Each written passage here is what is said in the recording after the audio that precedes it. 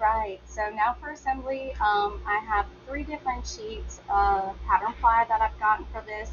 I love these little circles in the Holland colors. I also got some spider webs, so I'm super excited to play with these. I did it in the orange, or I guess it was red. Going to be a lot of fun to use. And then the ones I'm using for this particular project are um, the help me hands, I call them. And I'll have listings to these materials in the info file that comes with your laser cut file. So today we're putting together our little witch. So again, we've got 1, 2, and 3. 2 being the little open top slot, 3 being an open bottom slot, and then the rounds. One thing I want to point out about the rounds this time is they are not perfectly symmetrical. So you're going to want to get these fitting right. You're going to want them on the longer edge. It's kind of hard to see, but when you're putting them together, you will definitely notice when they're not fitting.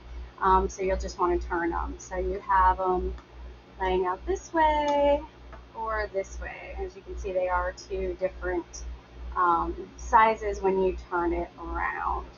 So we'll